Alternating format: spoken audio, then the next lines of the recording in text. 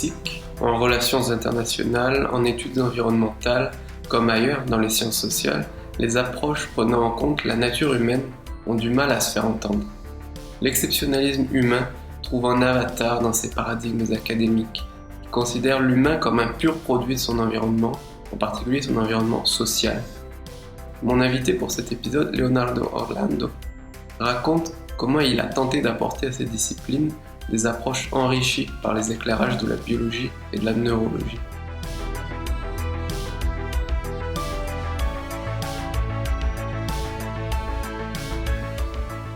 Eh bien bonjour à tous, je reçois aujourd'hui Leonardo Orlando. Bienvenue sur Liberté Académique, Leonardo.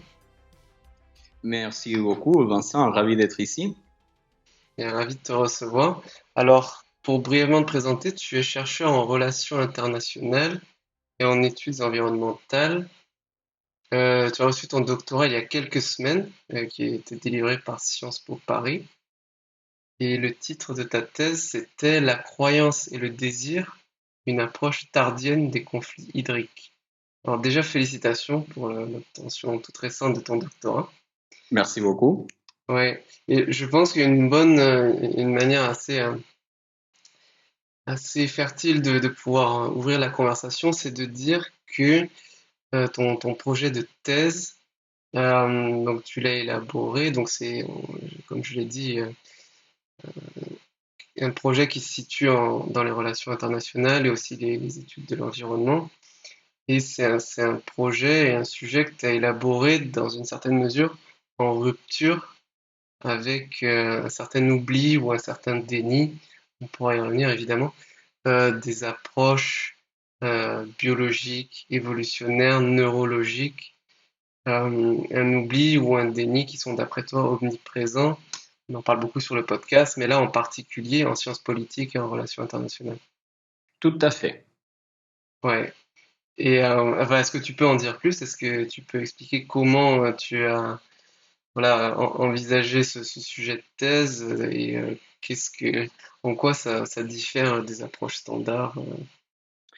Alors, ma thèse est le résultat, je dirais, d'un parcours intellectuel qui commence en fait avec ce qu'on dirait mon undergrad, en fait, mes master, etc., ont été en philosophie. C'est après que je suis passé en sciences politiques et relations internationales. Et j'étais assez déçu des approches théoriques en relations internationales en particulier, mais en sciences politiques en général, et je dirais même en sciences sociales en général. Mhm. Moi, en fait, ce que je voyais, c'est que je m'heurtais en ayant fait des enquêtes de terrain assez longues en Afrique de l'Est, en Amérique du Sud, et que les théories que j'avais à ma disposition ne permettaient absolument pas d'expliquer les phénomènes que je rencontrais. Et parce qu'en fait, elles expliquaient tout et son contraire. Les phénomènes de conflit, de coopération que j'essayais d'élucider, disons que je pouvais m'en servir de ce que je voulais et j'aurais pu l'expliquer avec juste en choisissant une théorie avec la couleur ou je sais pas, les consonnes de l'auteur qui l'avait fait. Donc c'est là en fait dans ces cheminements de désillusion pour ainsi dire avec la science politique que j'ai passé, je dirais même quelques années au cours de ma thèse à plonger dans les approches biologiques, évolutives, génétiques et tout particulièrement neuroscientifiques. Donc finalement ma thèse, c'est que j'essayais de faire, et d'où ces petits mots assez mystérieux de tardienne, une approche tardienne, parce que Ouais. tardienne ça vient de Gabriel Tarde, c'est un sociologue français du 19e siècle qui était un rockstar à l'époque. Il avait la chaire de philosophie moderne au Collège de France, il s'est fait inviter partout dans le monde, c'était quelqu'un absolument passionnant et qui était aux antipodes de la rockstar de la suite, Émile Durkheim.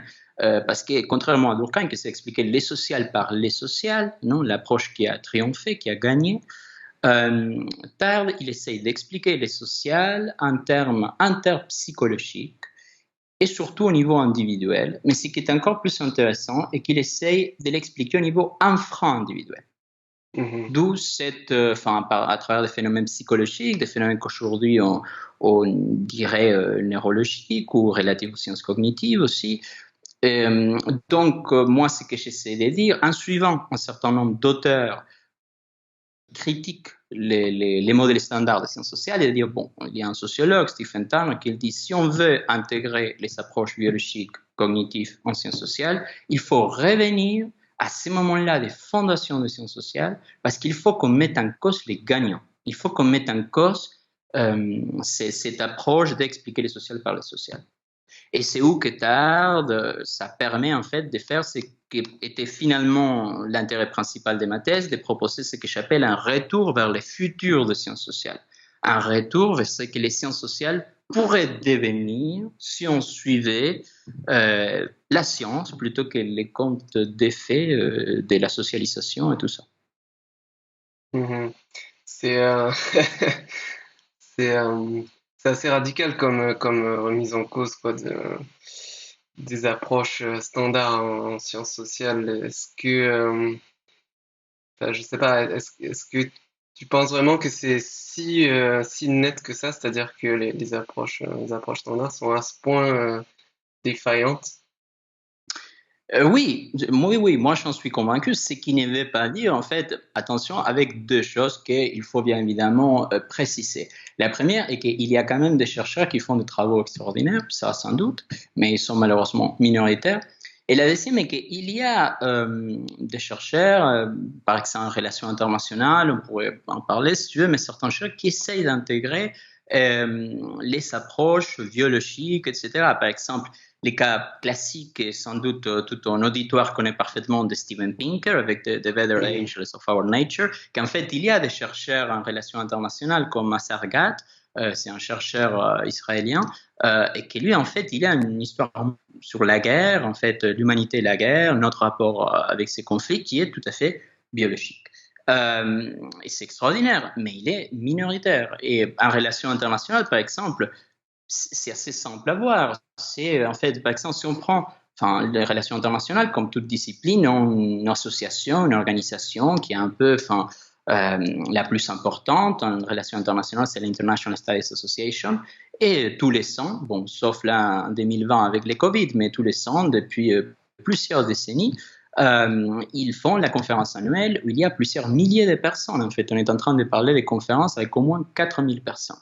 Les programmes sont disponibles online et si on va voir ces programmes et on voit parmi littéralement les centaines de panels qu'il y a, combien de ces panels sont consacrés à des questions biologiques, cognitives, évolutives, etc., on peut en trouver un ou deux lors des derniers 5 ans.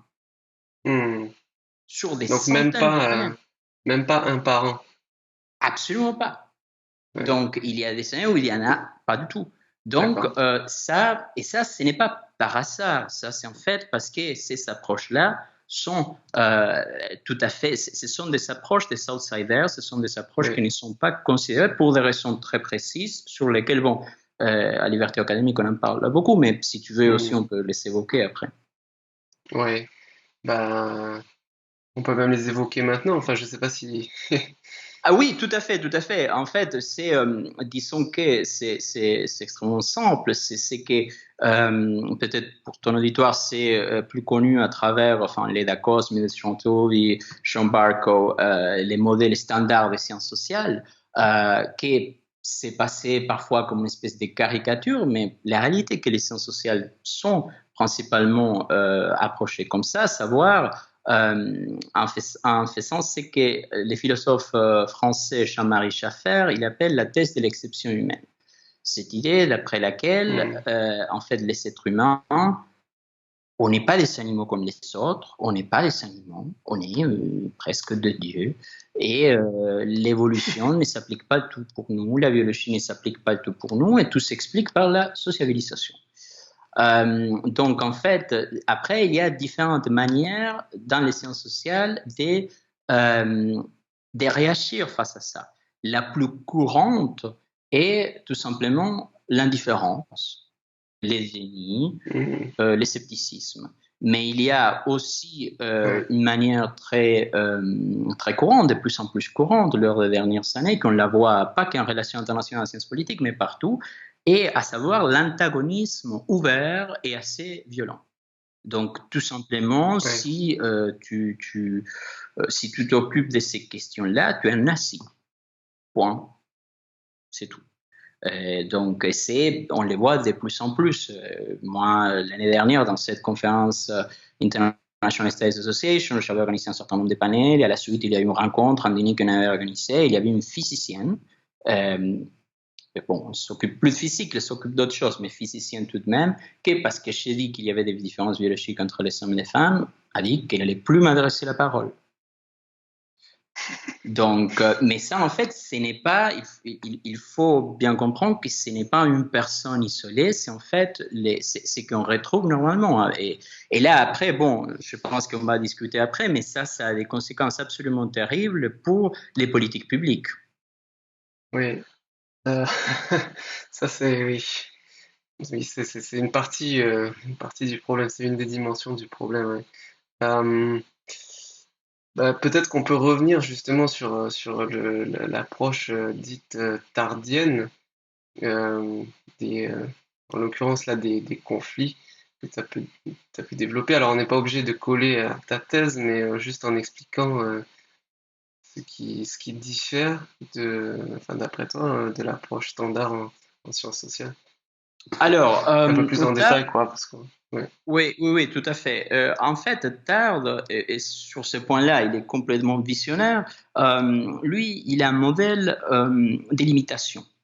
En fait, pour Tard, les phénomènes sociaux se produisent à travers des instances, que c'est l'innovation. Il y a quelque chose, en fait, bon, lui, il appelle ça l'invention, mais c'est les termes les plus contemporains à l'époque de ces startups, ça serait l'innovation. Il y a quelque chose qui vient changer la manière dont les choses se faisaient auparavant. Pour des raisons qu'on ignore, cette innovation, elle est adoptée, et après, elle est adoptée par voie imitative. Donc ça, c'est extrêmement important. Parce que la voie imitative, elle permet d'ouvrir tout un domaine d'études qui est nié en sciences sociales. Pourquoi? Parce qu'en fait, on pourrait aller sur les phénomènes de contraction sociale, on pourrait aller même sur toutes les questions des neurones miroirs, et tout un tas de choses qui proviennent des sciences cognitives, de la neurologie, etc. Tandis que l'approche courante qui est face à ça, c'est l'approche de la sociabilisation, et par exemple en relation internationale en particulier, c'est le cas des normes. Pourquoi est-ce que les États adoptent un certain type de normes, non? Pourquoi est-ce que les cas des normes, en fait, il y a bon, un livre classique, mais par exemple les normes, ça serait bon. Pourquoi est-ce pourquoi est-ce qu'on a abandonné les duels? Pourquoi est-ce qu'on a abandonné l'esclavage? Pourquoi est-ce qu'on a abandonné ce type de phénomène qui était courant à un moment? Bah, ce sont des changements de normes. Et une manière, ce serait de dire bon, que les États font pression, etc., et que du coup, ces normes changent. Et une autre manière d'expliquer ça, ce n'est pas à travers l'État qui vient s'imposer ou la société qui vient s'imposer, ce serait à travers quelque chose en notre cerveau, pourtant, qui fait qu'on adopte ça. Et Tal, en fait, il a une manière d'expliquer la société que moi je trouve absolument fantastique. C'est bon, c'est bien sûr plus poétique que scientifique, mais c'est la métaphore du somnambulisme. En fait, Tard, qui était très influencé par l'école de la Salpêtrière, avec bon, Charcot et tous ces champs-là, qui fait ces études sur les somnambulismes, l'hypnose, qui à l'époque était un peu la même chose. Tard, en fait, il conçoit la société comme en fait des somnambules qui ont agi sans savoir pourquoi. Et ça, c'est extrêmement intéressant quand on commence à rentrer dans une dimension neuroscientifique en fait, tout ce qui est les split brain, toutes les choses en fait qui ont permis de montrer comment on fait des choses sans savoir l'explication. Et même, par exemple, on pourrait même faire le point avec Jonathan Haidt et avec cette question qu'on fait des choses et on en donne des explications après. Non? Et c'est un peu la base de Michael Gazzaniga, c'est le fameux neuroscientifique qui a été l'un de ce qui a trouvé en fait toutes les fonctions des deux hémisphères du cerveau, avec Sparry, non, son directeur prix Nobel. Et en fait, lui, il dit qu'écouter les raisons que les gens donnent, c'est intéressant. Dans les cas des politiciens, c'est très amusant, mais ça ne nous apprend rien. Et donc ça, en termes de sciences politiques et en termes de relations internationales, ça change tout, parce que ça change ce qu'on appelle l'attribution des causes. Pourquoi est-ce que les êtres humains, pourquoi est-ce que les citoyens agissent comme ça? Pourquoi est-ce qu'ils votent pour ces partis? Pourquoi est-ce qu'ils vont à la guerre? Pourquoi est-ce qu'ils coopèrent? Donc ça, c'est en fait ces changements que Tarde il a envisagé il y a plus d'un siècle. Aujourd'hui, avec les sciences cognitives, peut être approché de manière entièrement différente à ce que pourrait être approché dans les sciences sociales traditionnelles et la science politique comme elle est faite aujourd'hui. Hmm. Et quand même, cette idée que les gens ne connaissent pas du tout les causes de leurs actions, enfin, si je résume correctement ce que tu as expliqué, ça me fait penser finalement à l'approche de la sociologie, on va dire mainstream, euh, qui finalement énonce que nous croyons avoir nos propres raisons, mais c'est des raisons qui nous sont données par la société, par certaines entités collectives. Tout à fait. Ça ressemble. Au prime abord, ça ressemble, mais il y a deux différences absolument fondamentales. Mhm. Et en fait, elles sont unies. En fait, c'est les deux faces d'une même pièce de monnaie. C'est la Ouais. raison que je vais donner. En fait, cette sociologie mainstream dit que ça nous a été imposé à travers la socialisation, etc., blablabla. Tandis que Tarde, cette approche-là, dit qu'il n'y a rien qui nous a été apporté par la socialisation, mais qu'on est comme ça, parce que c'est la nature humaine. En fait, Hmm. ça provient du fonctionnement de notre cerveau, ça provient de nos chaînes, ça provient de tout ce qui fait l'être humain en tant qu'un animal, qu'un mammifère, etc. Donc, c'est ça la première différence par rapport à la nature humaine. Et la deuxième est que justement, si on conçoit, si on réussit à comprendre tout ce qui agit en nous, sans qu'il soit vraiment décidé par nous, mais qu'on l'a acquis génétiquement, etc., si on prend conscience de ça, on peut changer les cours des événements. Et là, c'est la différence. Par exemple, il y a des études très intéressantes d'un psychologue social que tu connais très bien, sans doute Roy Baumeister, et en fait, lui, il a des études sur la différence entre les actions qui se font de manière inconsciente et les actions qui font intervenir la conscience phénoménale. La Mhm. conscience phénoménale, en fait, il y a plein d'actions que nous on fait sans en être, par exemple, l'exemple classique, quand on peut conduire en pensant à autre chose, quelque chose qui Ouais. devient automatique. Et la différence, c'est que la conscience, les actions qui se font de manière inconsciente sont bel et bien inconscientes, mais ça rentre dans le domaine du déterminé. En fait, on fait ça parce qu'on a toujours fait ça nous-mêmes ou parce qu'on est codé génétiquement pour faire ça. Tandis qu'à partir du moment où on fait intervenir la conscience phénoménale, on peut décider notre futur. Et là, c'est en fait, ça nous fait penser à Pinker avec certains composantes en fait de notre société qui font que notre monde il est le meilleur monde que l'humanité n'ait jamais connu, etc. Donc, c'est des points relatifs à la nature humaine. D'une part, entraîne une différence totale par rapport à la sociologie mainstream, et d'une autre part, ouvre des possibilités entièrement nouvelles. Parce que ce n'est pas qu'il faut changer la manière dont on apprend ces sujets à l'école, c'est autre chose qu'il faut changer pour aller dans un endroit différent. Donc, d'une certaine manière, cette approche signale que cette approche mainstream de la sociologie et les politiques publiques qui en découlent n'ont aucun sens. Hmm. Ouais. Ouais, je dois dire que je connais pas, enfin très peu, j'ai déjà vu passer le nom par Meister, mais je connais pas ses travaux. Euh, voilà, la question qui me vient tout de suite, c'est est-ce que c'est pas excessif de dire que, enfin, tu t'es peut-être mal exprimé, mais est-ce que c'est pas excessif de dire que ce qui règle les actions humaines, c'est seulement une certaine nature humaine qui est toujours déjà là et que la société n'a aucune influence sur nous. Enfin, je pense pas que c'est ce que Ah, tu as voulu dire, mais ah oui, en fait, je ne suis pas certain d'avoir utilisé le mot seulement. Euh, d'accord. peut-être chez les lycéens, il faudrait Non, qu'on peut-être pas réfléchisse. seulement, mais je crois que tu as dit que c'est pas la société qui, etc. Bon, Oui. enfin, de toute façon, la clarification arrive Non, maintenant. non, mais tu as entièrement raison pour faire le point là-dedans. En fait, non, non, Mm, c'est un aspect absolument crucial et c'est en fait aussi l'une des choses que j'essayais de clarifier dans ma thèse parce que ça me oui, semblait très important. À savoir que la société et l'environnement, que ce sont l'environnement, là je pense par les milieux physiques dans lesquels on est inscrit, pas l'environnement dans le sens des études mhm, environnementales. La société et l'environnement sont absolument fondamentales pour comprendre en fait la manière dont les êtres humains agissent.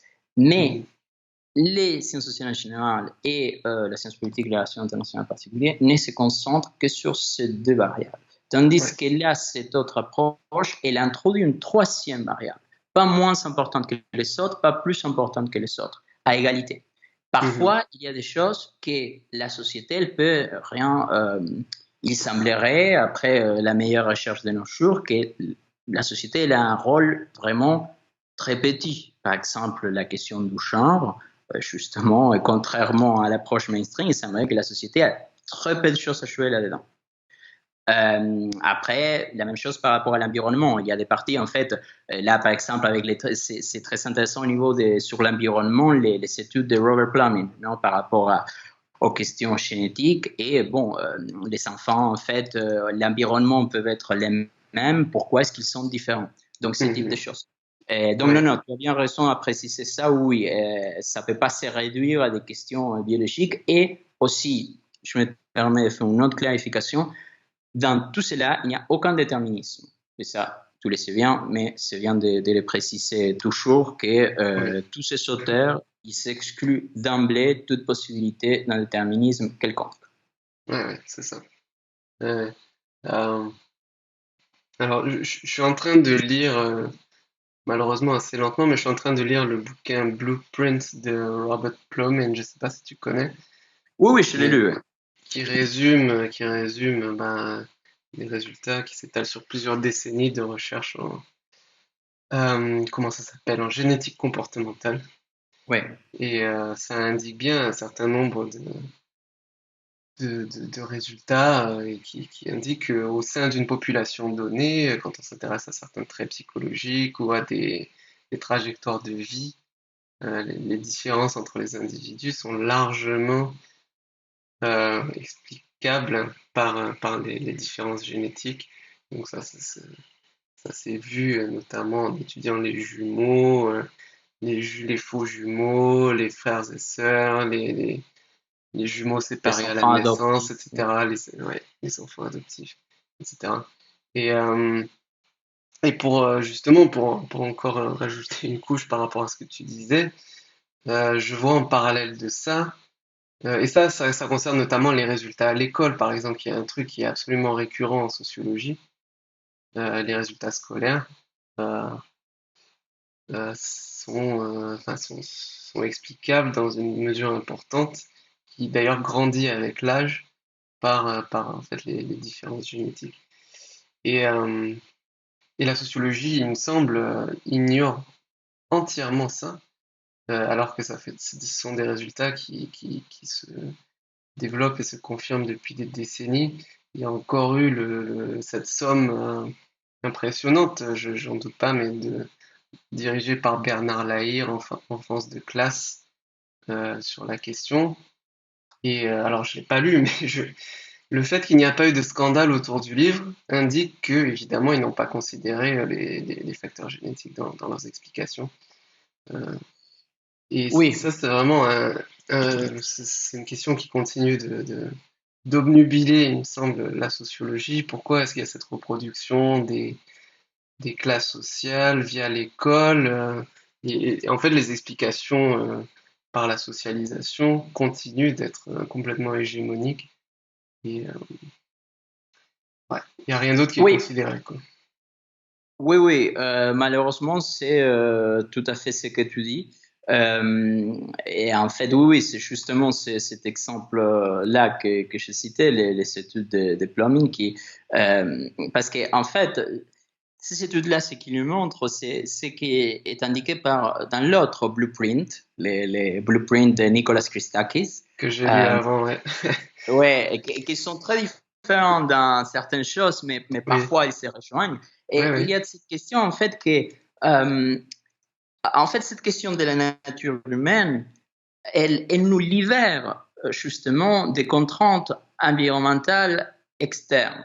Et en fait, la preuve étant que Homo sapiens peut s'adapter à une infinité d'environnements. En fait, on est partout sur la planète, dans tous les Mm. climats. Bon. Mais après, il y a un certain nombre de questions qui ont à voir avec la partie intrinsèque, disons l'environnement interne, si on peut dire d'une certaine manière, c'est à quoi on vient, qu'on ne peut pas, encore une fois, sans qu'il y ait déterminisme, on ne peut pas se libérer dans le même sens que l'exemple que Christakis il donne, et pas plus que des fourmis ne pourraient construire des ruches. Tu te souviens Mm. peut-être de cet exemple-là. Ouais, ouais. Donc, disons, et là, en fait, il y a toute cette dimension-là, il est exclu des approches en sociologie qui sont... non, non, bien sûr, la question de l'éducation est l'un des exemples les plus flagrants de C'est ces ça. problèmes. Et le fait que les études qui sont faites aujourd'hui en sciences sociales, euh, sur ces choses-là, sans une approche biologique, ne sert à rien. C'est, en fait, on est dans un moment. Moi, en fait, je trouve, je travaillais quand j'étais chez Nevo, je faisais la philo. J'avais beaucoup travaillé sur la Renaissance, la révolution scientifique à cette époque-là, mais surtout la Renaissance, pas la révolution scientifique du XVIIe, mais surtout 15e, 16e. Et Mhm. en fait, on avait déjà compris les systèmes héliocentriques, etc., à l'extérieur de l'université, mais à l'intérieur, on continue avec des choses qui allaient conduire nulle part. Ouais. Et ça, en fait, aujourd'hui, en sciences sociales, on le sait, on sait qu'en 5 ans, 10 ans, les sciences sociales, enfin, elles pourront plus être comme elles le sont aujourd'hui. C'est impossible, c'est impossible. Mais on continue à former les gens à ces choses-là. Un exemple, c'est mon institution, l'institution d'où j'ai été diplômé, Sciences Po. En fait, à Sciences Po, et tous les gens qui nous écoutent connaissent Sciences Po, mais je voudrais quand même préciser des choses que peut-être ils ne savent pas. Par exemple, que c'est considéré depuis plusieurs années comme l'une des 5 meilleures universités au monde pour la science politique et les relations internationales, au Mhm. point que dans les rankings QS, l'année dernière, c'était troisième. Cette année, deuxième au monde, juste après Harvard. D'accord, c'est qu'un ranking, mais juste pour donner une idée. Il faut savoir que 90% des gens qui rentrent à l'ENA viennent de Sciences Po Paris. Mhm. Il faut penser que c'est plus ou moins le même pourcentage pour tous les hauts fonctionnaires publics, ainsi que pour certains cadres du secteur privé. Ces gens-là n'ont aucun cours sur des questions biologiques, évolutives, etc. Zéro. Donc, on Mhm. peut faire une formation de 5 ans qui équivaut à une formation de licence-master. On va aller direct de cette formation-là dans les plus hautes sphères de la fonction publique. On va diriger l'essor de la France et on ignore tout sur l'évolution. On ignore tout sur les aspects biologiques. Et ça, c'est gravissime. Mhm. En général, la réponse qui est donnée, bon, au-delà du simple déni enfin, du déni de l'idée que la biologie peut éclairer la compréhension des phénomènes humains, une réponse à peine plus sophistiquée, c'est de dire, ah oui, mais de toute façon, la nature humaine, dans la mesure où elle existe et où elle influence nos comportements, on ne peut rien y faire. Donc, il vaut mieux étudier les facteurs environnementaux, pardon, les facteurs sociaux, parce que ceux-là, ils peuvent être modifiés. Et en plus, c'est ceux qui expliquent, là je continue à incarner quelqu'un d'autre que moi, mais ils disent que Ouais. c'est ce qui explique les différences de situations humaines entre les nations, par exemple, etc. Enfin, ouais, tu vois ce que je veux dire, quoi. La Ouais. réponse est, mais de toute façon, on peut rien y faire, donc à quoi bon l'étudier, même dans la mesure où c'est pertinent, ce qui est déjà souvent contesté en soi, mais... Oui, c'est assez classique comme explication. Le seul problème avec ça, c'est que c'est entièrement, parce que en fait, ça implique que the fallacy is out. En fait, c'est sophisme que parce que quelque chose est ce qui est, il faut qu'il soit ce qui est, ce qui est complètement Hmm. ridicule. Parce qu'en fait, l'être humain, il contient toutes les potentialités. Et en fait, il y a Pic de la Mirandole, dans son fameux discours sur la dignité humaine au XVe siècle, lui, il dit qu'en fait, l'être humain, il a en soi le pouvoir d'être une bête sauvage ou d'être l'équivalent d'un dieu. Et en fait, The Better Angels of Our Nature, que c'est à la fois une phrase des pères fondateurs des États-Unis, et ça vient de là. En fait, cette idée qu'on contient tout, mais afin de pouvoir ouvrir les champs du possible, il faut se connaître. En fait, à la Hmm. base de tout, il y a cette injonction delphique, connais-toi toi-même, pas chacun de nous, mais nous connaître nous comme espèce. Hmm. Et en fait, connaître l'évolution, connaître la manière dont on agit par-delà les motifs qu'on s'en donne, mais par des choses qui nous habitent, qui vont au-delà de nous, ça permet de prendre les contrôles. C'est un peu comme Pierre, Pierre Teilhard de Chardin, lui, il dit en fait que l'humain est l'évolution qui prend conscience d'elle-même en se réfléchissant, Hmm. en se réfléchissante. Donc, cette idée qu'en fait, parce qu'on est conscient de ça, c'est ça d'une certaine manière qui nous change entièrement par rapport. S'il y a quelque chose qui nous fait différent par rapport aux autres animaux, et que nous, on est conscient, on ne sait rien. Peut-être les escargots, ils en sont conscients aussi, on ne sait rien. Mais au moins, oui, j'en doute aussi. Mais au moins pour nous, on sait qu'on est conscient de ça. Et ça permet d'ouvrir la voie des possibles. Hmm. Donc, c'est Il y a, entièrement sophistiqué cette approche. Ouais. ouais, ouais, ouais. Il y a cette phrase, ce que tu dis recoupe cette phrase que Peggy Sastre aime bien citer. Je crois que c'est pas d'elle, mais je sais plus de qui c'est. Mais bon, je la connais plus littéralement, mais quelque chose dans le genre la biologie n'est un destin que si on l'ignore. Tout à fait. Mais Hmm. mais exactement ça. C'est exactement euh, ce que dit. Oui, tous ces champs qui travaillent sur ça. J'ai cité Pierre Teilhard de Chardin parce que tu connais sans doute, mais c'est l'incarnation de quelqu'un, certes, un père jésuite, mais aussi quelqu'un qui était paléontologue, qui était chimiste, qui était géologue, qui était physicien, très versé à l'époque en physique quantique. Donc, en fait, cette synthèse, certes, avec une petite tenture religieuse peut-être, Richard Dawkins, il critique ça, mais cette idée qu'en fait, les plus fondamentales, c'est se connaître soi-même. C'est ça qui ouvre, en fait, en fait, c'est la condition de la liberté. Hmm. Ouais. Et alors, donc, dans ce contexte-là, avec tout ce que nous avons discuté, euh, comment ont été accueillis finalement tes travaux, ta thèse, comment ça s'est passé quand tu as développé cette approche bah, qui se veut justement en tension avec les approches standards? Est-ce que ça a intéressé les gens? Bon, au-delà de la personne qui, qui voulait plus t'adresser la parole, mais Oui, je pense qu'il faut faire en fait la distinction par rapport à des choses quant à l'accueil de mes travaux ou de mon approche. Euh, D'un point de vue universitaire, strictement en parlant de ma thèse, j'étais très chanceux parce que j'ai réussi à retrouver avec beaucoup de peine mais j'ai réussi un jury extrêmement accueillant à ce sujet parce que mon directeur de thèse, il a toujours été absolument extraordinaire en me poussant, en m'encourageant à y aller vers ce que moi je voulais explorer.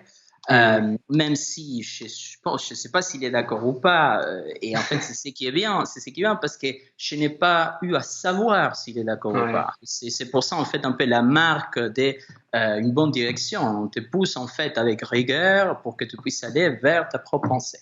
hmm, Donc, au point de cet accueil-là, spécifiquement si on parle de doctorat, je l'ai eu. Alors, après, là, la question que tu poses, elle se prolonge, se décline en des aspects. Les premiers, comment est-ce que ça peut être accueilli au niveau de ma recherche future dans le monde universitaire, et puis comment est-ce que c'est accueilli entre les collègues. Voilà. Et là, c'est bien plus sombre. Dans les deux cas.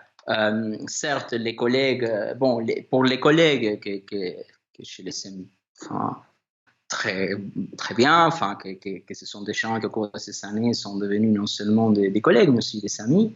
Mais malheureusement, ça s'approche à moi, même on posait des problèmes au niveau amitié, même on cachait des amitiés, parce qu'il faut savoir que pour les sciences sociales, quelqu'un qui invoque Darwin, bah, c'est comme s'il était en train d'invoquer Hitler. Et c'est pas que je fais mon good win point à 40 minutes du podcast, mais c'est vraiment en fait que c'est perçu comme ça. Donc, même je comprends que même avec beaucoup de bienveillance, il ne peut pas accueillir mes propos d'une autre manière. Et après, indépendamment de la manière dont on accueille moi, mes propos, etc., la question est si on peut faire quelque chose de fructifère dans les milieux universitaires actuels en essayant d'aller à l'avant avec ces questions. Et ma réponse serait non. Parce que quand on est dans des conférences, dans des colloques, dans des workshops, journées d'études, peu importe, et la seule chose qui est là, c'est les questions des les mauvais capitalismes, les patriarcats, l'hétéronormativité, c'est en fait on est entre aristotéliciens scolastiques qui nous parlent du géocentrisme à une époque où nous on a déjà vu vers quoi on pourrait y aller. Donc mais c'est comme ça pardon je t'interromps mais c'est comme ça ouais. les conférences en sciences politiques c'est ça parle de patriarcat d'hétéronormativité dans tous les sens. Ah oui, et ce qui est encore plus oui, 100% pour répondre à ta question. Mais oui, à chaque fois. Mais c'est qu'il faut comprendre, et ça, c'est une distinction très importante que je voudrais faire surtout pour les gens qui nous écoutent, parce qu'on est en train de parler des sciences politiques et relations internationales, on ne parle pas des sociologies en général. Et il faut penser aux problèmes qu'on essaye, aux phénomènes qu'on essaye d'expliquer en relations internationales. Et je pense que ce sont des problèmes très sérieux et très urgents. Et si on peut donner quelques exemples, ce serait bien sûr l'environnement, ce serait la migration, ce serait le terrorisme, ce serait la radicalisation, l'extrémisme politique.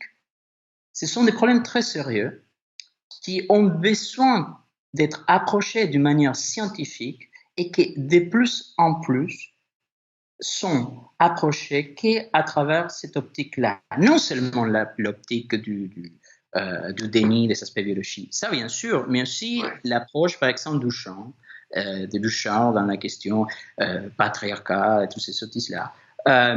Et à partir du moment où on commence à essayer d'approcher le terrorisme à travers cette optique-là, où on essaie d'approcher les changements climatiques à travers cette optique-là, c'est assez désespérant. Ouais. C'est dommage parce que enfin bon là, je sais pas si ça rentre dans la ligne de notre discussion, mais les études de genre, ça pourrait être très intéressant si c'était fait de manière sérieuse, quoi. Regarder les interactions entre les facteurs biologiques, les facteurs environnementaux, les facteurs sociaux, etc. Ça pourrait être vraiment passionnant, mais malheureusement, c'est pas comme ça que c'est fait, quoi. Non, et ce qui est en fait un gâchis énorme. Si les études si les études de genre c'était vraiment aujourd'hui les études de genre c'est un oxymoron parce qu'il n'y a pas d'études, mais si c'était fait dans la lignée justement que tu mentionnes, c'est la lignée des Peggy Sastre avec l'évo-féminisme qu'elle a conçu, c'était fait à travers je pense à trois autres personnes en particulier qu'on connaît tous, mais surtout je voudrais mentionner Susan Pinker. En fait, les études de Susan Pinker, mais c'est un pseudonyme extraordinaire parce que les études de genre sont en fait basées de pourquoi les femmes ne sont pas des hommes. Ouais. Tandis que la question intéressante, ça serait de voir en fait en quoi les femmes sont différentes. Et ça, il y aurait quelque chose à apporter à l'humanité. Hmm. Parce que c'est tout nouveau. Ça fait 60 ans, 70 ans que les femmes sont rentrées entièrement dans le monde du travail, qu'on a acquis une pleine égalité dans tout aspect. Ça, c'est un changement radical dans l'histoire de l'humanité. Et on n'est pas en train d'ouvrir tous les champs des possibles que ça, ces changements merveilleux pourraient nous apporter. Donc, comme tu dis, je suis entièrement d'accord que ça serait fabuleux d'avoir des études de champs sérieuses. Malheureusement, ce n'est pas le cas. Hmm. J'aime bien la manière dont tu décris la problématique que se donnent les études de genre qui existent dans leur état contemporain, enfin qui a été leur depuis le début, mais je veux dire pas dans notre monde rêvé, mais dans le monde réel, Ouais. euh, qui eux essayer d'expliquer pourquoi les femmes ne sont pas des hommes. Ça me fait penser, il y a un certain nombre de gens qui effectivement ont caractérisé ces approches-là comme finalement considérant la féminité comme une sorte de tare, quoi, un défaut Ah, qu'il mais le faudrait féminisme, éradiquer, ouais, expliquer, ouais, et mais le il faudrait féminisme est essayer de, profondément ouais, misogyne. Pardon. ouais, ouais, ouais. En tout cas, oui, oui, clairement, enfin, le féminisme qui influence ces études militantes-là, en quelque sorte, est contre la féminité des femmes. Bon, mais ça, Oui, oui, mais c'est un vieux truc, quoi. Mais, oui, mais c'est un sujet, en fait, c'est un peu en fait, c'est un cas emblématique de ce qu'on est en train de suivre dans les sciences sociales en termes enfin, de tout ce qu'on est en train d'évoquer. Parce que, par exemple, à Sciences Po, depuis hmm, la rentrée 2018, si je ne me trompe pas, Sciences Po, que j'ai déjà évoqué tout ce que ça représente, tous les étudiants de collège universitaire, ce qui équivaudrait au niveau licence, ils ont des cours de chant obligatoires.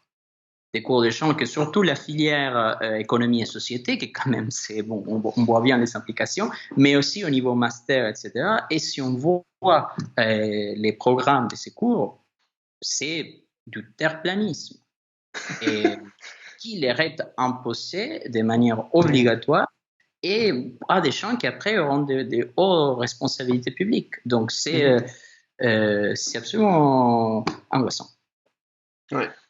Pour changer un petit peu d'angle, on peut peut-être parler un petit peu enfin, en relation internationale, il y a eu cette controverse autour d'une critique de certains travaux assez célèbres, si je dis pas de bêtises, Ouais. des travaux assez centraux en relations internationales qui ont été accusés de racisme. Enfin, c'est le truc standard, quoi.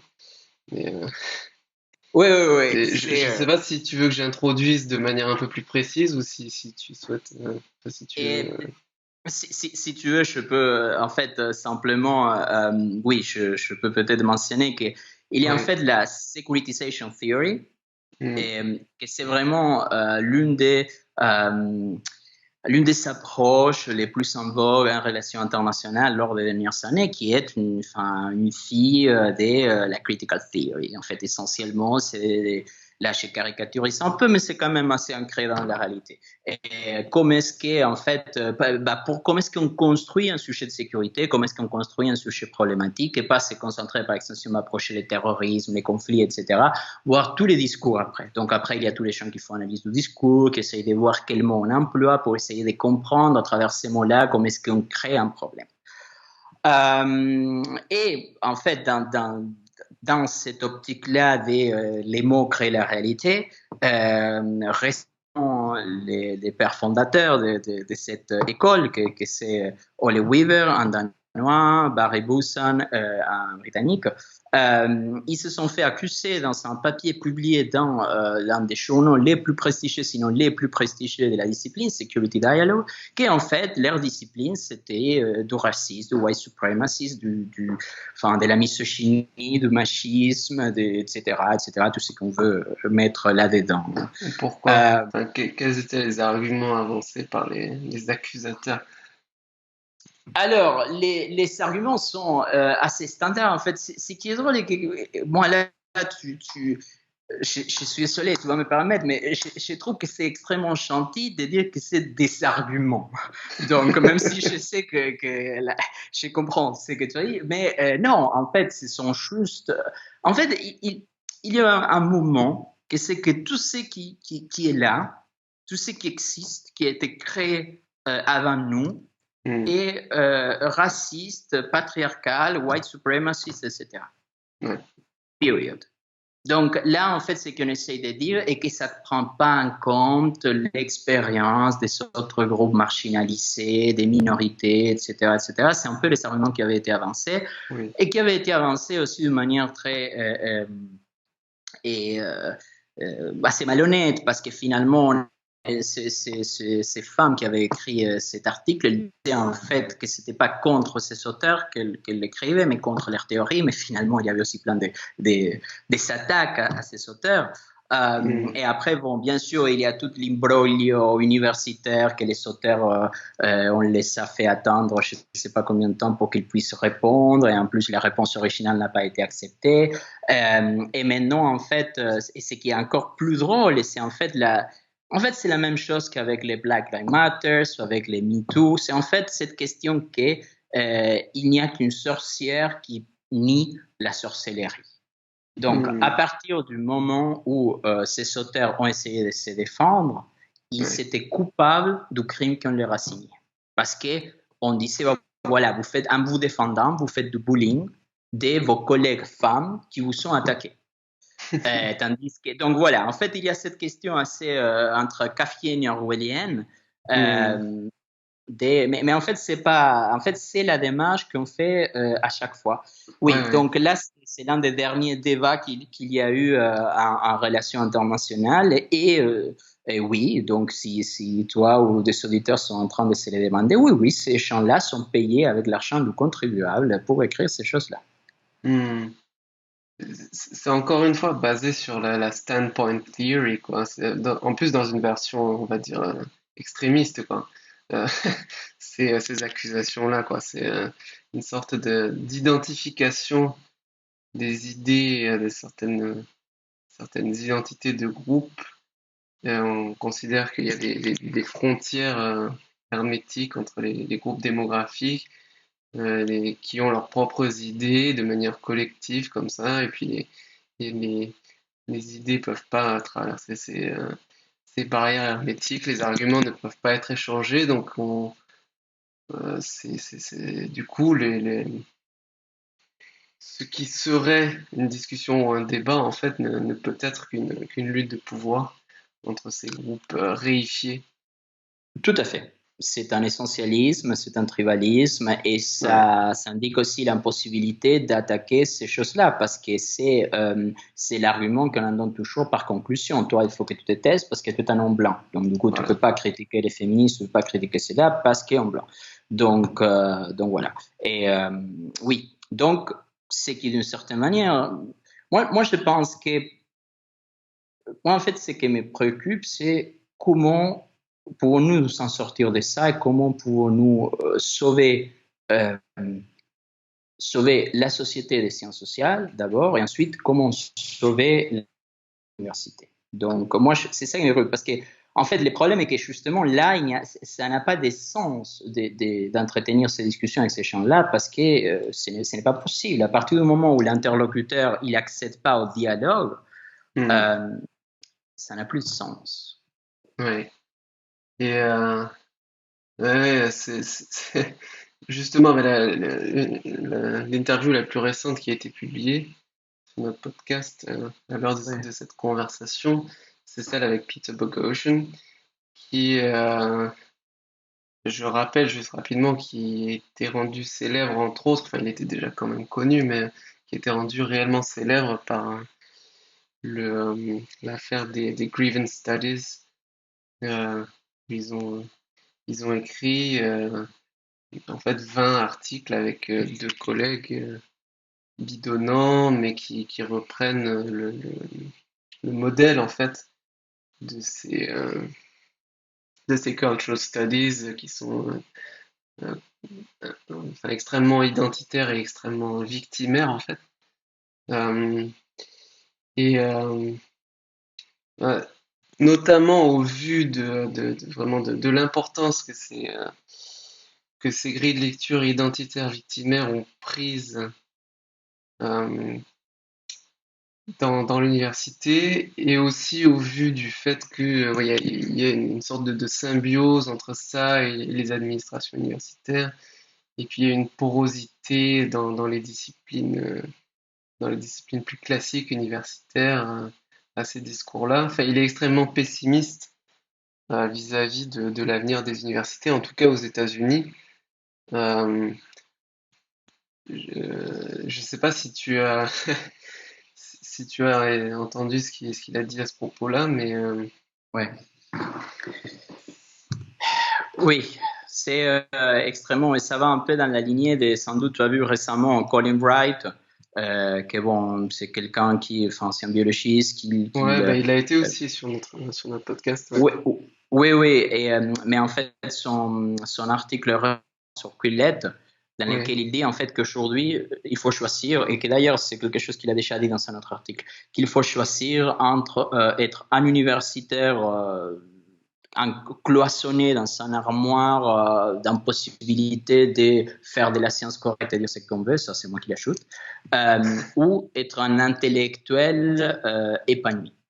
Ouais. Et donc, on se confronte vraiment à ces problèmes-là. Et récemment, par exemple, il y avait Neil Ferguson, l'historien britannique-américain de Harvard, qui parlait avec Sam Harris, si je ne me trompe pas. Mhm. Et que lui, en fait, il disait aussi qu'il était aussi assez pessimiste à ce niveau-là, même s'il était positif sur le point, il disait, bon, tant qu'on s'en occupe, que ça nous préoccupe, on pourra s'en sortir.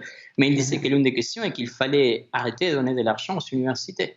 Il disait en fait, ce n'est pas possible que les moguls de Silicon Valley continuent à donner de l'argent à Harvard ou à des universités dont leur budget est supérieur au PIB d'un certain nombre de pays pour aller dans cette direction-là. Donc là, c'est la grande question qui se pose aujourd'hui et que je pense que se pose par exemple pour quelqu'un comme moi. Moi, j'ai fini mon doctorat, je voudrais bien continuer dans la recherche, je voudrais bien aller dans la direction de cette voie que j'ai commencé, mais ce n'est pas possible de faire ça. Ce n'est pas possible d'un point de vue pratique parce que ces recherches sont extrêmement dures qu'elles soient acceptées. Et Mhm. après, parce qu'en temps de complément, c'est extrêmement compliqué, comme toutes les statistiques le montrent, pour trouver un poste. Déjà dans Ouais. un milieu où il n'y a presque pas de poste. Ouais, ouais, ouais. Euh, donc la question pour répondre à ce que tu disais originalement, oui, je suis encore plus pessimiste que ça par rapport à l'université, et ce n'est pas grave. En fait, encore une fois, ce qui s'est passé à l'époque de la Renaissance, l'université a continué à faire n'importe quoi, et la science elle avancée à l'extérieur. Et en fait, les grands changements paradigmatiques dans l'histoire des idées se sont produits en dehors de l'université. Donc, ce n'est vraiment qu'une toute petite partie dans les 800 ans d'histoire de l'université et qu'il y a des connaissances qui sont produites à son intérieur.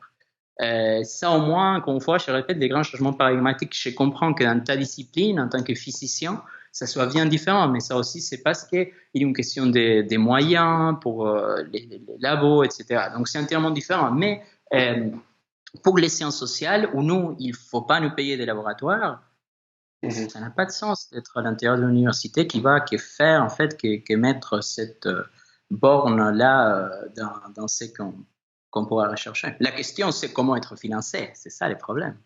Oui, ça pose cette question-là. Ouais. Euh, est-ce qu'on parle aussi de cet incident dans un ascenseur? Alors là, c'est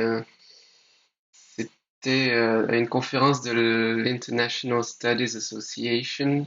Il y a Justement, un des conférenciers alors, qui s'est retrouvé enfin, au milieu d'un grand groupe de personnes dans un ascenseur. Et quelqu'un a demandé un peu à la cantonade, à tous les gens de donner l'héritage. Ouais. leur étage. Euh, et il a répondu lingerie féminine, si je Oui, traduis. Ce qui est oui, en oui. fait une référence à une blague dans la littérature anglophone. D'ailleurs, je ne savais pas, mais Mais en fait, même à l'époque où lui, il était jeune, en fait, qui ouais, est dans oui, les oui, c'est grands très vieux. magasins. Ouais, oui, oui, en fait, ce n'est pas n'importe quel conférencier, ça c'est aussi intéressant, c'est Richard Ned Levo, que Richard Ned Levo, c'est vraiment l'un des grands noms vivants des relations internationales. C'est quelqu'un qui a publié enfin, une quantité de livres qui traversent toutes les disciplines, même si la sienne est relations internationales. Oui, pardon, je t'ai interrompu. Non, non, mais tu peux continuer, hein. J'essayais juste d'expliquer le. Ah, ouais, C'est plus oui, facile oui. cette fois d'expliquer le. Ouais, oui, oui. Et en fait, la personne qui a demandé ça, et en fait, c'était même pas cette personne qui avait demandé, c'était quelqu'un qui avait demandé. Et l'une des personnes présentes dans l'ascenseur, Oui. c'était une gender scholar d'une université perdue aux États-Unis, qui a trouvé ça offensif.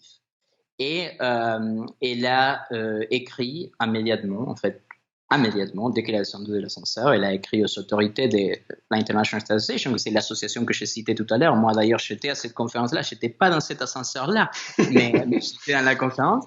C'était à San Francisco en 2018. Et en fait, ce monsieur, Richard Nodibo, il a reçu immédiatement après, à peine quelques heures après l'incident, et un email de l'association lui disant que c'était inacceptable ce qui s'était passé, qu'il devait s'excuser.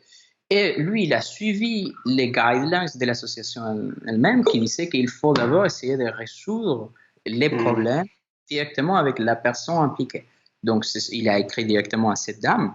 Et cette dame a encore pire pris cet email, qui était un email, c'est vrai que c'était pas un email de quelqu'un qui s'excusait, il disait je suis désolé si vous l'avez mal pris, mais c'est une blague.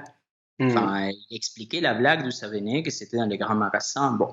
Et long story short, l'association a complètement excommunié cette personne si Richard Nelivo n'acceptait pas de s'excuser dans les termes que la dame demandait et en faisant vérifier ses excuses par l'association. Ce qui en fait est tout à fait cohérent avec les règles de l'association parce que nous, on nous fait signer chaque fois qu'on y va qu'en fait, au cas où quelqu'un se sentirait offensé, etc., ils ne vont pas vérifier ce qui a été dit, mais ils vont demander à la personne comment elle s'est sentie. Hmm. Donc là, on est en train de parler de la situation la plus importante en relation internationale où normalement, ça devrait se débattre des questions relatives à l'armement nucléaire, aux affrontements au Moyen-Orient, au terrorisme, à des sujets assez sérieux.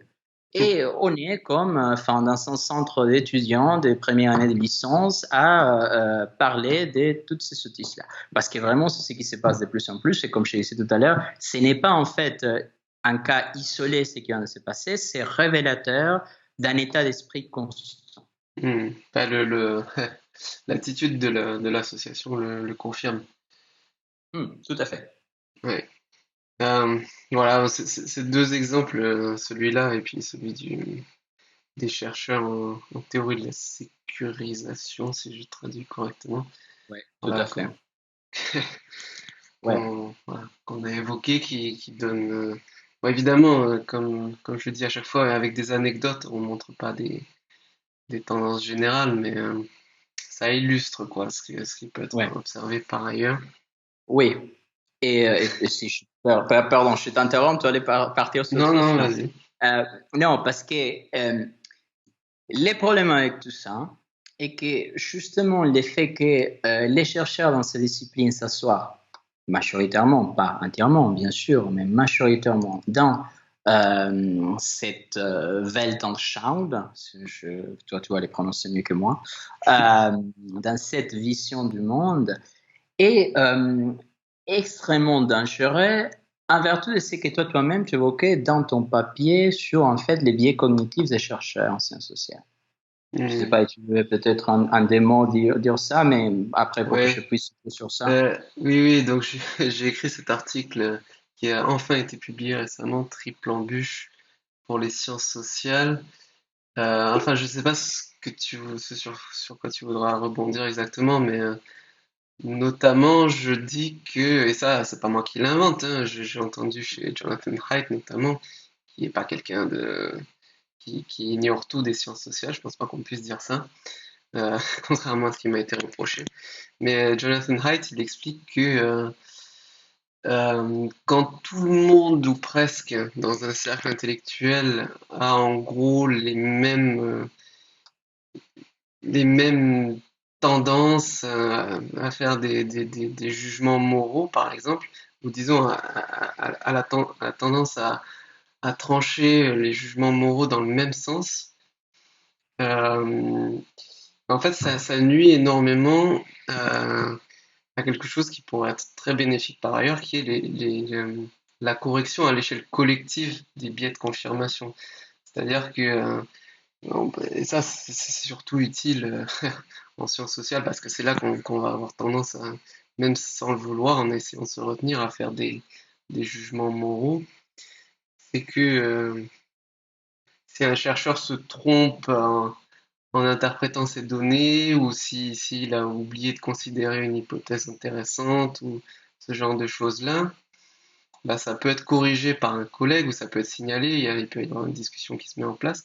Le problème, c'est que si tout le monde finalement va avoir tendance à faire l'impasse sur les mêmes hypothèses ou à considérer que ces hypothèses-là ne doivent pas être considérées parce qu'elles sont impossibles, mais ce jugement d'impossibilité est en fait lié à une sorte de répulsion morale en fait. Euh, du coup, il y a il y a une faille dans ce processus de correction collective des biais de confirmation. Oui, tout à fait, c'est exactement ça. C'est les cas emblématiques des résultats en fait qui confirment les biais d'un chercheur. Est-ce qu'il va chercher davantage des études ou faire davantage d'expériences ou d'enquêtes, etc., qui les prouveront le contraire. Et Ouais. en fait, quand tous les champs ils sont dans la même pensée, et c'est extrêmement dangereux pour la discipline. Donc oui, c'est pour ça que j'ai évoqué ces papiers à toi et que je t'essaie en fait justement pour rebondir sur cette question de quand les études sur des choses, encore une fois, que ce soit terrorisme, que ce soit environnement, que ce soit euh, peu importe les sujets, mais en fait, il y a des études qui montrent des choses contraires, mais que ces chercheurs-là ne vont pas les chercher. Du coup, ça met en cause la discipline et Hmm. c'est terrible pour les politiques publiques. Donc, dans les cas de l'environnement, c'est emblématique. Par exemple, par rapport aux énergies renouvelables, Ouais. qu'il y a des études qui montrent en fait comment elles ne sont pas éco-friendly. Et Hmm. pourtant, en fait, la plupart des chercheurs connaissent pas ces études.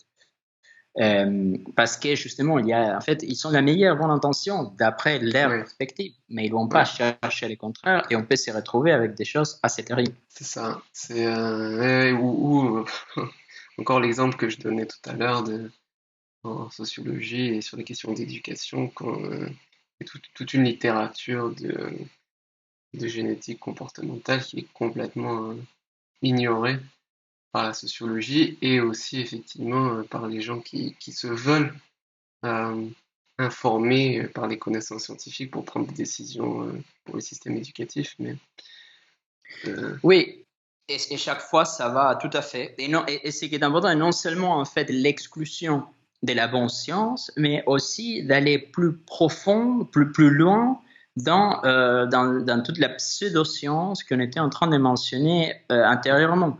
Euh, Trois exemples assez basiques, mais par exemple, cette question que maintenant on commence de plus en plus, même dans des rapports du GIEC, à approcher la question de l'environnement à travers la perspective du champ. Et la perspective du champ, comme on venait de l'évoquer antérieurement, donc le terraplanisme du patriarcat, toutes ces choses-là. Donc, après, il y a là les terrorismes, qui commence à avoir de plus de papiers, qui d'abord, à travers la perspective des. Enfin, encore, on rentre davantage dans les domaines de plus en plus de sottises, de la masculinité toxique. Euh, Où en fait, juste pour mentionner un troisième exemple aussi avec des notions qui n'ont aucun sens, la question des migrations à travers la question par exemple de l'islamophobie. Donc en fait, on essaie d'étudier un phénomène qui nous concerne tous en tant qu'Européens à travers en fait une optique complètement, un concept que c'est par définition un non-concept, le concept d'islamophobie, et voir quelle serait la réaction des Européens aux migrants en fonction de ces concepts-là, et tout ça financé par des millions ou des centaines de milliers d'euros par la Commission européenne. Donc c'est plutôt très chic. Je peux juste, avant de continuer, juste mentionner que sur la masculinité toxique, on avait interviewé John Paul Wright, qui avait en fait réagi à ces guidelines de l'American Psychological Association, je crois que c'était, qui, je crois qu'ils utilisaient pas explicitement le terme de masculinité toxique, mais c'était masculinité traditionnelle qui était employé comme quelque chose de uniquement négatif, quoi. Oui. Et c'est un exemple absolument emblématique du terraplanisme actuel en sciences sociales. C'est vraiment l'exemple qu'en fait c'est presque caricatural. Enfin, ça serait drôle si ce n'était pas très chic. Parce que le problème est que ça s'applique vraiment et quand on voit la souffrance dans un certain nombre de champs, les cas psychologiques, c'est quand même... il y a 80 de personnes qui se suicident, ce sont des hommes. Donc voilà, mais indépendamment de ça, pour les questions en relation internationale, c'est un peu la fin de la crédibilité des chercheurs en relation internationale. Quand ils vont voir des militaires, c'est parce qu'il ne faut pas oublier que dans notre discipline, il y a plusieurs, il y a un nombre important de militaires, des gens soit qui ont servi, soit que ce sont des officiers, etc., qu'on est censé, en tant que chercheur en relations internationales, en tant que civil, en fait, essayer d'apporter une autre vision à la vision qu'il peut avoir un militaire par rapport à ces questions-là, questions des conflits, etc. Mais on voit, comme je disais, dans cette association-là ou dans les programmes de recherche, on voit exclusivement ce type de concepts absolument ridicules et fantaisistes utilisés, et ça décrédibilise entièrement la discipline, mais peut-être la discipline est déjà décrédibilisée. Le problème principal est qu'en fait, on se retrouve avec moins de solutions, avec moins d'approches pour faire face à des problèmes extrêmement sérieux. Où ce sont des choses, ou même si ce n'est pas seulement la question des concepts, mais parce que c'est là aussi que je voulais y aller, peut-être on peut juste continuer un peu par là, c'était, mais quand je disais que, en fait, rebondir sur la question de ton papier, sur la disponibilité, la confirmation des billets, tout ça. Par exemple, la question des... je fais un exemple très simple, et je ne fais pas de jugement de valeur, juste je donne l'exemple, et je challenge quiconque qui puisse me trouver évidence que ce que je vais dire est faux, parce que je connais les données depuis quelques années, je sais que c'est comme ça. La question de migration. Les chercheurs qui travaillent sur l'immigration, ils sont pour la migration, ils sont pour les frontières ouvertes, ils sont pour l'accueil en distance de champs, ils sont parfois même contre la différenciation entre migrants et réfugiés. Il y en a, c'est une recherche qu'on peut trouver en 2 secondes sur des papiers, sur des positions, etc., qu'en fait, il y en a qui trouvent qu'il ne faut pas faire une différence entre un migrant pour des raisons économiques et un réfugié pour des raisons politiques, etc. Donc, les recherches qu'ils vont faire sur l'impact des migrations en Europe, sur la manière dont les Européens réagissent face aux migrations, la recherche qu'ils vont faire, financée par le champ de la Commission européenne, est-ce que c'est retrouvable? Est-ce que ce qu'ils vont trouver est crédible? Pour moi, elle n'est pas. Parce que s'ils sont tous pour une position je pense, en étant enfin informés sur la littérature en sciences cognitives, que fort probablement, ils seront omis tout un tas d'autres études euh, disant le contraire de ce qu'ils vont affirmer. Et peut-être, je me trompe, peut-être en fait ce qu'ils ont trouvé, c'est 100% vrai. Mais afin qu'on puisse les croire, afin qu'ils aient de la crédibilité publique, pour qu'on puisse Mhm. implémenter des politiques publiques par la suite, il faut que ces groupes de recherche soient mixtes dans le sens des gens qui soient pour, des gens qui soient contre. Et comme ça, les biais cognitifs des uns et des autres s'annulent. Idéalement. Ouais, Ouais. Et ça, c'est quelque chose qui n'est pas du tout entendu. C'est marrant parce que là, hier, on pourrait avoir une deuxième, voire une troisième, une quatrième, une cinquième heure de discussion là-dessus. Euh, mais c'est parce que, en fait, pendant un certain temps, et ça, ça va peut-être nous amener à évoquer le phénomène de ID laundering. Je ne sais pas si tu dis quelque chose, mais c'est quelque chose qui a été ouais. discuté par Brad Weinstein, Peter Boghossian, etc. Et, pendant un certain temps, il y a eu cette grande offensive, on va dire, postmoderne, pour faire très simple, contre les ambitions de la science, en disant que finalement, les scientifiques qui sont des humains sont forcément un peu biaisés. Si on prend vraiment la meilleure version, la version la plus intéressante quoi, de cette critique-là, les scientifiques qui sont des humains sont forcément toujours un peu biaisés. Notamment, il y a des biais qui leur viennent de simplement leur environnement humain et que donc il y a un certain nombre d'approches qui peuvent être marginalisées et en fait, alors évidemment, c'est une critique qui a souvent été, comment dire, caricaturée par les mêmes personnes qui l'ont portée, c'est-à-dire que avec la standpoint theory, ou moins dans ses versions un peu trop fortes, comme je disais tout à l'heure, il y a eu rapidement une sorte de, une sorte de racisme cognitif en un sens, enfin une sorte de tribalisme cognitif, disons-le comme ça, euh, puisque comme je disais tout à l'heure, il y a une sorte d'essentialisation intellectuelle de différents groupes qui a été faite euh, dans la mesure où il est considéré que si on appartient à tel groupe démographique, alors enfin on a plus ou moins mécaniquement telle ou telle opinion. Euh, mais ce que je voulais dire, c'est qu'effectivement, cette critique, si on en prend la meilleure version, alors je pense pas qu'on puisse l'attribuer uniquement aux auteurs postmodernes, loin s'en faut, mais mettons elle a intéressé les auteurs postmodernes, cette critique selon laquelle il y a des biais qui, euh, qui viennent comme ça un peu fragiliser certains processus de la recherche scientifique.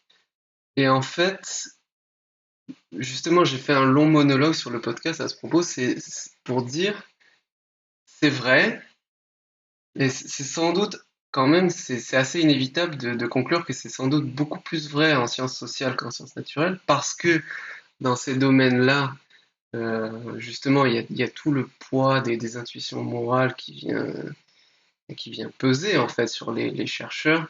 Alors, il y a des... c'est possible de s'en distancier, mais c'est difficile, quoi. Et donc, ce que je voulais dire, c'est que finalement, les mêmes personnes qui brandissent les cultural studies, la standpoint theory, etc., vis-à-vis de disciplines qui, a priori, sont quand même moins sujettes à des biais de ce genre-là, des biais culturels comme la physique, la chimie, la biologie, les maths, etc. Quand on leur dit, mais là, vous voyez, en sciences sociales, il y a il y a des biais, c'est pas très grave, enfin, ce serait pas très grave si c'était corrigé à l'échelle collective, mais comme tout le monde a les mêmes biais, et ben en fait ça les intéresse pas, ils vont dire non, non, mais en fait, si les chercheurs ont des positions, enfin ont des visions du monde telles qu'elles, enfin ont les visions du monde qu'ils ont, c'est parce qu'ils ont étudié le monde social, ils ont étudié les phénomènes humains, et donc c'est pour ça que en fait ils pensent que ce qui structure le monde humain, c'est les relations de domination, etc. Oui, il y a, enfin, c'est que si on est un peu bienveillant, si je comprends bien, tu es en train de référer à cette sorte de dissonance cognitive dans laquelle, en fait, il s'accuse dans notre camp, c'est que clairement, en fait, on est tous affectés. Oui, Euh, Ça, d'une part, en fait, tout simplement, moi, je suis plus loin, je sais que le point principal avec tout ça, est tout simplement que les approches postmodernes, en fait, la seule condition de rentrer dans une approche postmoderne, c'est de capituler entièrement avec la logique. Il n'y a pas d'autre manière. Donc, à partir du moment où tu as capitulé avec la logique, tu peux faire tout ce que tu veux. Et c'est pour ça qu'ils peuvent dire ça. Et c'est pour ça qu'en fait, c'est très difficile de rentrer dans ce type de discussion. Mais c'est un problème qui a des manifestations très concrètes. Je vais te donner un exemple que c'est en fait mon combat presque. Enfin, moi, je dis que chez mon day job, que c'est tout sur l'environnement, et après chez mes travaux un peu plus, ce qui me passionne le plus et que je trouve sont vraiment importants, la question de biologie, du neurosciences, des sciences sociales, etc. Dans mon day job, il y a cette question-là qui est la question de la science, dans les études environnementales, et c'est assez, ça m'arrive de plus en plus, et aussi de recevoir d'une manière un peu de plus en plus virulente, que quand on évoque la science, non, enfin, on dit, voilà, la biologie, etc., la réponse que j'ai systématiquement, c'est ah, mais la science, c'est patriarcal et colonial. ça C'est c'est une réponse que te donnent des collègues, des universitaires. oui, oui, oui, pas tous, bien sûr, je ne suis pas en Oui, train de dire tous ces non, choses-là, mais non, c'est un truc, oui, des collègues parfois, même des gens que je ne connais pas, c'est disons, la oui, réponse immédiate, automatique. Tu appuies sur le bouton science et la oui, réponse que tu obtiens, c'est ça, c'est pavlovien presque. Bon. chez certains Euh, collègues. Oui, mais je dirais, chez une majorité, qu'il y a un Oui, dedans, par exemple, dans la question environnementale, il y a toute la question sur indigenous ways of knowledge, tout ce type de choses. hmm, Donc, disons qu'il y a toutes ces choses-là sur, ouais, en ouais, fait, la science mauvaise. Mais le problème principal est que eux, ils sont en train de lutter ou sont en train de s'occuper de quoi? Principalement les changements climatiques. Les changements climatiques, on l'établit comment? Alors, avec des pierres magiques, avec des sorts astrologiques. On l'établit à travers la science. Donc, du coup, en fait, c'est aussi une question que finalement, hmm, il y a ces choix entre les choses de la science qui conviennent, les choses c'est qui ne ça. conviennent pas. Et donc, c'est extrêmement compliqué. C'est pour ça que chez lui, il y a cette capitulation de la raison. Bah, Oui, ça va plus au-delà d'une question des connaissances du fonctionnement de la science et de la question de l'unité de la science. J'imagine que toi, en tant que scientifique, que physicien, quand tu vois depuis l'extérieur les sciences sociales, que tu les comprends extrêmement bien. Ton article sur les questions cognitives, ça montre que tu as, enfin, comme d'autres articles que tu as écrits, mais vraiment, tu as une connaissance extrêmement approfondie des sciences sociales, ce qui aussi met beaucoup en question les sciences sociales, parce que comme on dit, comment est-ce qu'on peut faire payer les gens de diplômes de 5 ou 7 ou 8 ans et qu'un physicien peut acquérir les mêmes connaissances ces week-ends? Moi, je pense que, bon, ça met en question ma discipline. Mais c'est là, entre parenthèses, la question est, toi en tant que physicien, moi en tant qu'à la base philosophe, on sait quelque chose qui est l'unité de la science. On sait qu'il y a une unité des méthodes, il y a une question de conciliance entre, enfin, ça, bon, c'est l'approche des Wilson, mais entre enfin, hmm, les sciences de la nature qui ne peut pas aller contre enfin, les sciences sociales et vice-versa. Enfin, pardon, les sciences sociales ne peuvent pas aller contre les sciences de la nature. Donc, ces choses-là, elles sont assez absentes dès la formation, non seulement ouais, des étudiants, mais aussi des chercheurs. ouais, ouais. Euh, donc voilà, parce que disons qu'il faut se poser la question. Quand on dit que les êtres humains, les lois de la nature n'appliquent pas pour nous, qu'on n'est pas des mammifères comme les autres, il y a là une rupture antique. Non, enfin, on pense qu'il y en a une rupture antique qui certes vient des postmodernismes et qu'on peut retracer au moins jusqu'à Descartes. Et Oui, sinon oui, encore plus loin. Et en fait, oui. bien plus loin. Bah oui, enfin, Donc c'est toujours là. oui. Ouais, ouais, ouais. Tout jusque Darwin, quoi, enfin, en gros, quoi. Ouais, ouais. Ouais. Hmm.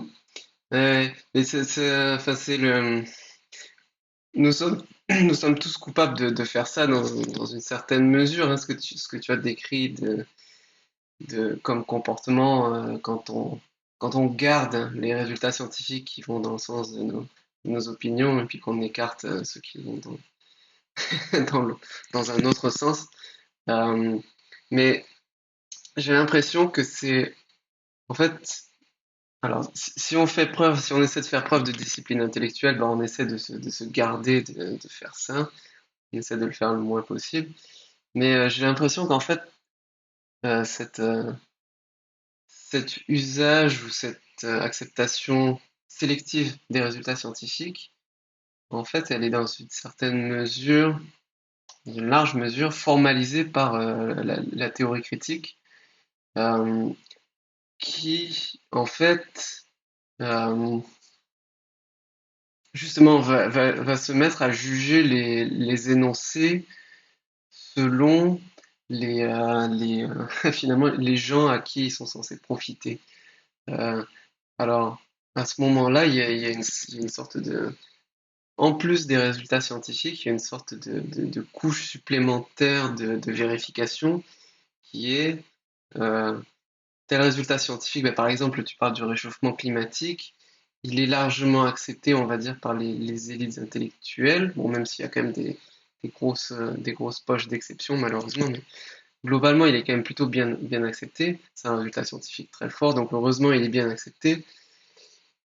Entre autres, de toute évidence, parce que euh, il est perçu comme collant à certaines narrations anticapitalistes qui font de l'activité, enfin c'est vrai, mais qui font pas de l'activité humaine, pas du fait de brûler des énergies fossiles, mais plus généralement du capitalisme, le coupable du réchauffement climatique. Donc ça, du coup, ça va dans le sens d'une critique du capitalisme, donc c'est en fait adopté. Par contre, d'autres résultats, ceux-là, ils vont être passés à la moulinette de la théorie critique en disant oui, mais ça profite aux mauvaises personnes. Par exemple, si on dit que les OGM, c'est pas vraiment dangereux, pas spécialement dangereux, ça profite euh, aux multinationales, aux industriels, donc c'est pas bien. Donc, même s'il y a des études scientifiques qui montrent que c'est pas spécialement dangereux, on va quand même dire qu'il faut prendre en compte le contexte en disant que de toute façon, ça profite aux multinationales et que donc finalement, peu importe hein, ce que disent les résultats de ces études-là, quand bien même ils ne sont pas déjà faussés par les conflits d'intérêts, etc. Tout ça, c'est en général la première lame de la critique. Enfin, voilà, j'ai Tout à beaucoup fait. parlé, mais Non, non, mais c'est un excellent exemple parce que, en fait, ça illustre parfaitement tous les problèmes qu'on a dans les études environnementales. En fait, toutes les études environnementales, euh, dans les discussions, quand je dis toutes les études environnementales, bien sûr, enfin, je ne suis pas en train de dire tous les travaux qui ont été publiés sur les études environnementales. Je dis, en fait, l'expérience quotidienne de la Mhm. recherche. Quand on discute avec des collègues, quand on lit des choses, quand on échange, etc. Mais aussi dans un certain nombre de travaux. Les Ouais. principes de base, c'est que c'est une pétition de principe, bien évidemment, et que le capitalisme est mauvais, le capitalisme a détruit la planète, et on ne pourra rien faire pour l'environnement tant qu'on sert du capitalisme. Period. Mhm. Donc, toute la recherche s'articule sur ça. Ouais. Et ça, ça a des conséquences très précises. Par exemple, l'action du nucléaire. L'action du Mhm. nucléaire, elle est en fait écartée d'emblée Ouais. parce que les nucléaires permettraient, indépendamment de tout, bien sûr, le nucléaire est quelque chose d'assez complexe et qu'il faut aussi s'en Ouais. servir énormément, mobiliser la littérature cognitive, etc., pour essayer de comprendre qu'est-ce qui se passe là. Mais juste par rapport à ces points-là, les Mhm. nucléaires est écarté. Pourquoi? Parce qu'ils permettraient de continuer à fonctionner tel qu'on fonctionne aujourd'hui. Et les gens qui s'occupent de l'environnement, ils veulent pas ça. Et Ouais. encore une fois, ce sont des collègues, ce sont des amis, je les aime bien. Et c'est un peu comme dit James Lindsay, le mathématicien, quand il discutait avec Joe Rogan, il parlait aussi de, en fait, que plusieurs des personnes qui croient à ce qu'il est en train d'attaquer, ils les aiment bien pourtant. Et dans mon cas, c'est la même chose. Personnellement, on les aime bien. Mais la réalité est qu'il y a cette pétation de principe et on ne peut pas aller plus loin. On n'est pas en train de boucher. Les changements Mhm. climatiques, c'est un problème réel, mais c'est un problème tout à fait possible de résoudre avec les outils technologiques, intellectuels, de création, d'innovation dont on dispose. Il ne faut pas revenir aux cavernes. Donc voilà. Mais si on veut aller dans cette direction-là, il faut abandonner, par exemple, pour le moins, il faut concéder la possibilité, accorder la possibilité que c'est pas nécessaire de s'en sortir du capitalisme. Mais j'ai l'impression, dans les discussions qu'on entend, dans les papiers qu'on lit, dans les présentations, que cette possibilité n'est même pas évoquée. Et même quand on voit les papiers, normalement, ce sont plus que des papiers, des pétitions, des chercheurs qui font partie du GIEC, non, de l'Environmental Panel on Climate Change. Et même dans des pétitions qu'il y a eu, des grands professeurs que je connais, etc., le nucléaire, il n'est pas mentionné. Il est la question, la perspective du champ, elle est mentionnée, mais le nucléaire, c'est comme il n'existait pas. Et là, en fait, c'est là où je disais tout à l'heure, en fait, c'est cette phrase qu'il faut sauver la société des sciences sociales, parce que ça commence à devenir... il y a des choses, en fait, que ça commence à devenir extrêmement dangereux, les applications qu'on fait. Ouais, j'en suis déjà venu à la conclusion assez triste que, en fait, la réalité du réchauffement climatique et de son origine anthropique est acceptée chez un certain nombre de personnes, surtout parce qu'ils voient là une confirmation de certaines narrations anticapitalistes. Sinon, bon, peut-être qu'ils accepteraient ça mollement, quoi, mais sans vraiment s'y intéresser. Oui. D'ailleurs, en fait, c'est pas tellement hypothétique enfin, c'est une hypothèse, mais disons qu'elle se défend assez bien quand on voit que dans l'autre sens, il y a beaucoup de gens qui en fait simplement refusent d'accepter les connaissances scientifiques là-dessus pour des raisons idéologiques. Alors, ils sont heureusement minoritaires dans l'université, mais bon, ils existent aussi. Oui, certes, il y en a dans tous les camps. La question est quel rôle il joue dans l'établissement des politiques publiques. C'est pour ça que je dis, en fait, des terraplanistes, il y en a partout. Le problème est quand les terraplanistes devient une idéologie institutionnelle. Comme c'est le cas aujourd'hui avec un certain nombre de questions, les champs étant justement l'exemple le plus sympathique. Donc, tout terraplanisme est devenu idéologie d'État. Je sais pas si j'ai d'autres questions ou d'autres relances. J'ai plus ou moins fait le tour. Enfin, on pourrait continuer longtemps comme ça, mais... Ouais, mais peut-être nos auditeurs, tes auditeurs, il faut leur laisser un petit repos. Ouais. Est-ce que tu souhaiterais encore ajouter quelque chose ou encore explorer un point qu'on aurait laissé de côté? Oui, moi, en fait, c'est juste des choses que j'ajouterais. D'une part, j'insiste pour une troisième fois, mais je pense vraiment qu'on est dans un moment charnier, cette question de sauver la société des sciences sociales, sauver la société des mauvaises politiques publiques qui sont fondées dans la mauvaise science. Je pense que ça, c'est très urgent, c'est très réel. Et il faut une collaboration que je pense que c'est en train de se produire. Moi, je suis assez optimiste, de la même manière que je suis très pessimiste sur la situation universitaire, la situation des sciences sociales, je suis très optimiste par tout ce qui est en train de se créer et que ça ouvre des possibilités pour qu'on puisse s'en sortir.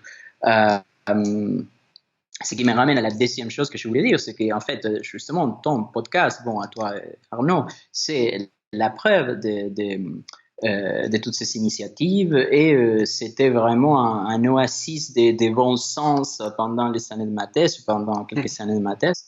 Donc, te remercier encore une fois, c'est vraiment un honneur de discuter avec toi. Merci beaucoup.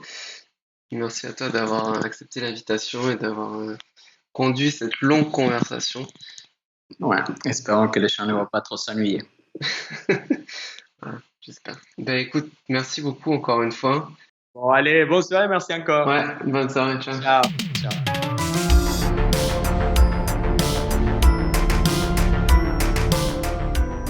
Merci d'avoir écouté Liberté Académique. Nous sommes un podcast science, esprit critique et liberté. Nous interviewons des chercheurs, enseignants et auteurs ayant des idées intéressantes et qui défendent la pensée libre, rationnelle et empirique. Nous luttons à notre niveau contre un certain anti-intellectualisme d'une partie de la classe intellectuelle. Nos interviews se font en français ou en anglais. Vous pouvez retrouver tous les épisodes de Liberté Académique sur YouTube et sur SoundCloud, ainsi que sur les principales plateformes de podcasting, comme iTunes, Stitcher et plusieurs autres encore. Liberté Académique est également présent sur Twitter @acadfreedom et sur Facebook.